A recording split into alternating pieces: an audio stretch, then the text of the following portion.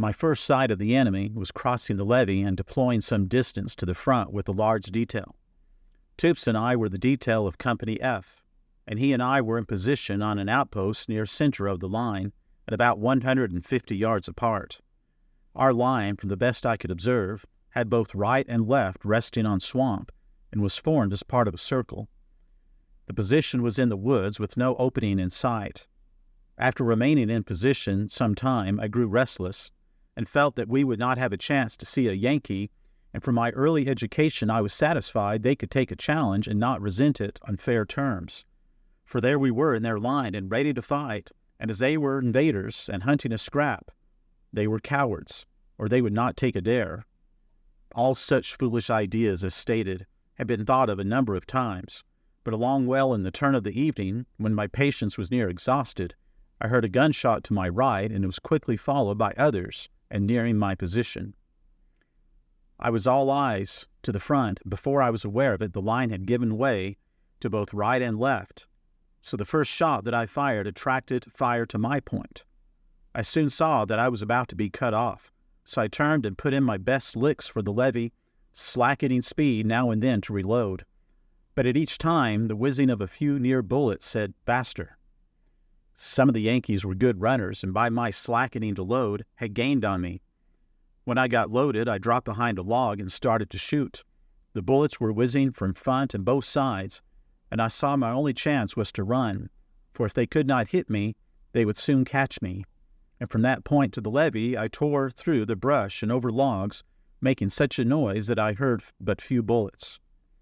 When I came near the foot of the levee, I saw the most of the men crossing.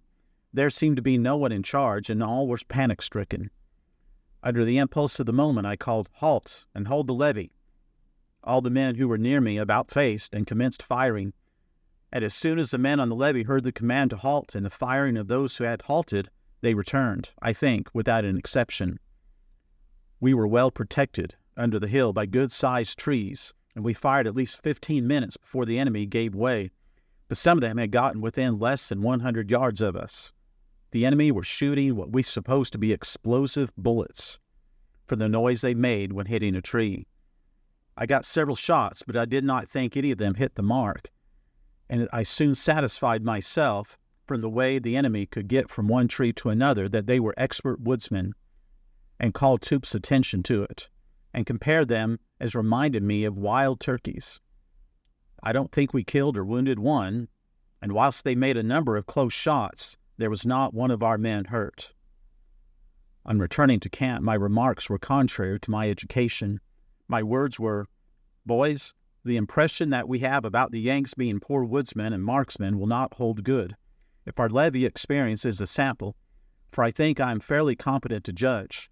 I have fished and hunted a great deal from a small boy up.